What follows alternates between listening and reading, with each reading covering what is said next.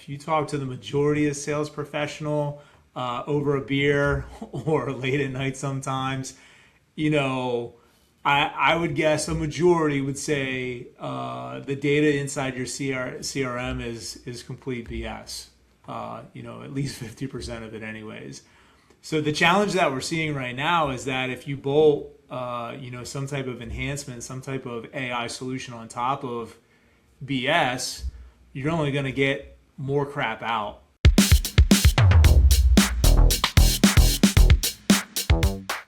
Welcome to Agile Talks. I am Ryan, guest host with the CEO of 3D Agility, Mark Beatty. Mark, how are you doing today? Doing great, man. I don't know, guest host might be a stretch. This might be a full-time gig pretty soon. Be a guest appearance as the host. I'm doing well, thanks for asking. All right, so today we're going to tackle AI in the field. So practical implementation for frontline field sales. So the idea here is, when I think of people using AI, everyone's constantly sitting at their desk, which is a great place to use AI because it is, right? I don't often use Claude on my phone unless I'm talking to it like it's my best friend. But I think there is an opportunity for field reps who historically operate in the field like on blind and just gut feeling, and then, hey, I'll get back to you in a couple weeks or a couple days or a couple hours, to use AI tools to better serve their customers outside of just recording their meetings, right? Which is where I think most AI tools are being used in the field today. But I want to tackle historically in your world of selling to engineers, selling to very technical people, what does selling in the field actually look like? And is it something that people even do anymore?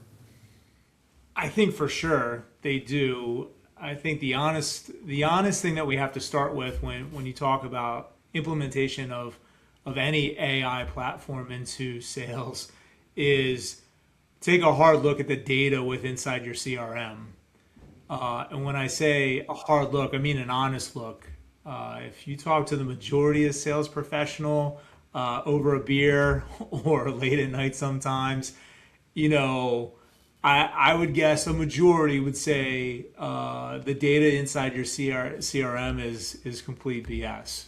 At least 50% of it anyways.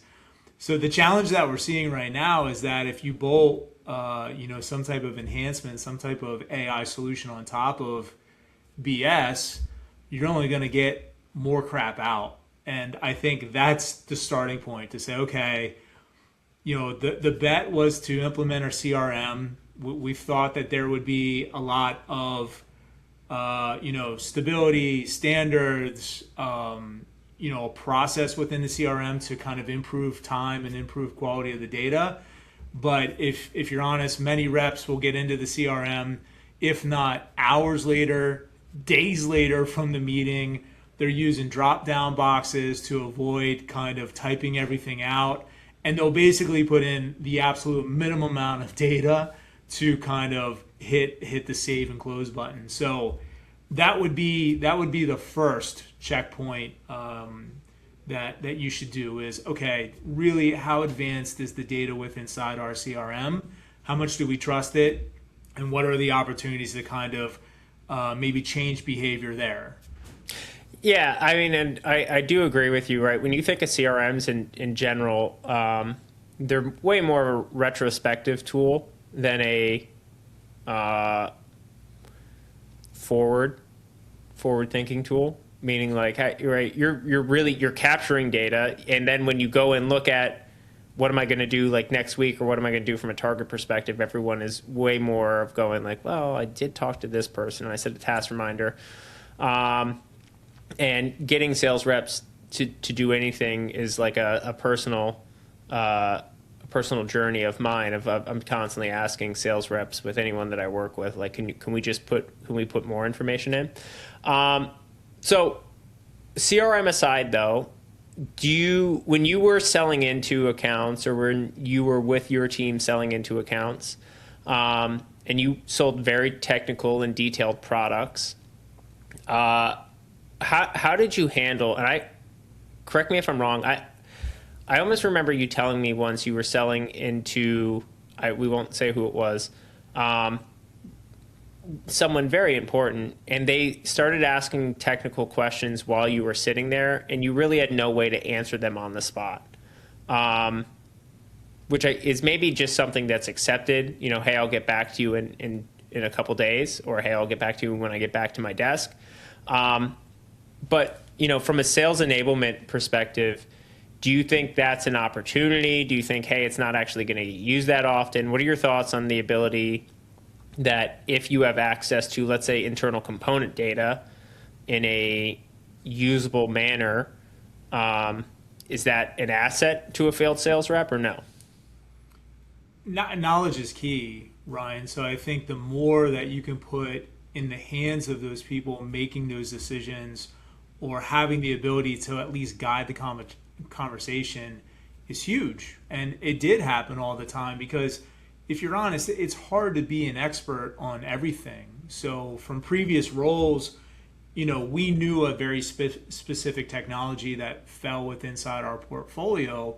But many times you would have opportunities, whether you're sitting amongst engineers or the decision makers with inside the customer, and the conversation is going great, and they'll ask the next question about something that may be out of your scope, and you certainly don't want to kind of walk away from that. So very honestly, the conversation is, hey, let me get back to you.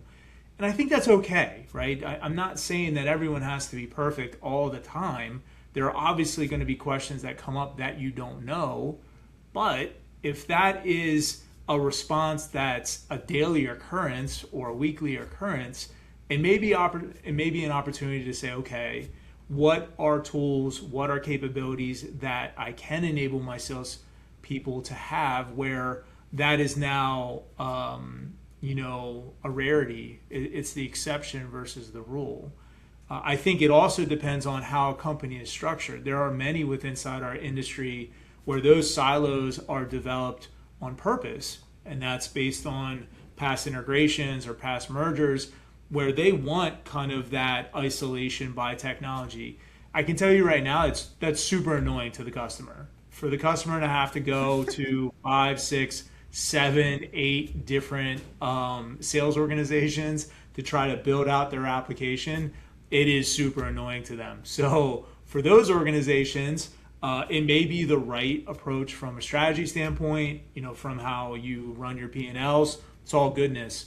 But from how you really enable your customer, enable your sales team to really grow and nurture that relationship, I would stretch you to think about better ways of doing it. Yeah, I mean, I always think about, it's like one of those questions that I ask myself, or when I talk to my customers, right, or people I'm working with, like, do people not do that because it was never possible before, right? Like, if you were going to be selling something into a Northrop Grumman, I think I said that correctly, always trips me up, right? What are you going to do? Walk in with 17 catalogs of all of your products and your specs? Like, that's not a realistic thing. And then what would have been the other thing, in again the world that you live in, are you going to pull up your website during the meeting and be like, hold on, give me 10 minutes, I'm going to look at this, Peter's going to entertain you while I go and research this for you right here. What's the Wi-Fi password? What is that? Like, you're not going to do that during a meeting. So it's not even something that crosses people's mind that they're ever going to have the ability. But when you look at a tool, not like shameless plug here, when you look at a tool like Peregrine, or tools like Peregrine, right, that could possibly give you the ability to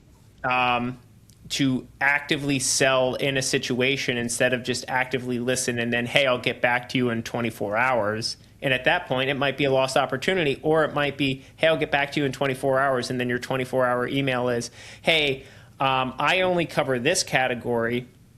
But Jim's going to take care of you from here on out. Hey, I'm going to hand you over to Jim, right? Like you said, that's annoying to a customer. So Yeah.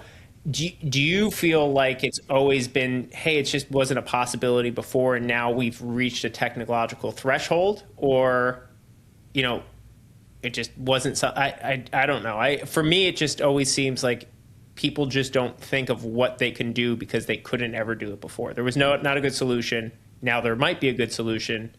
Oh, I didn't even think about that as a possibility. I think it's a host of things, to be honest with you. I think if you were to do kind of a character or summary of sales professionals, they're typically very competitive. There are individuals that you put in the field because they love to win, right? They want that kind of fulfillment to win and feel successful.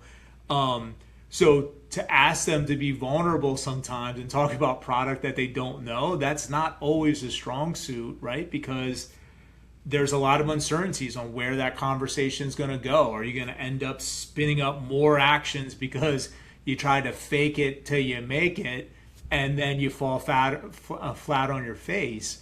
And then there might be like some hesitations. Well, now do I lose credibility with the customer because they totally know I don't know what I'm talking about, so they're never going to ask me that again. There's all of these different nuances on why you don't kind of go into that next adjacency of product or those recommendations. The other thing which we talked about before is compensation too.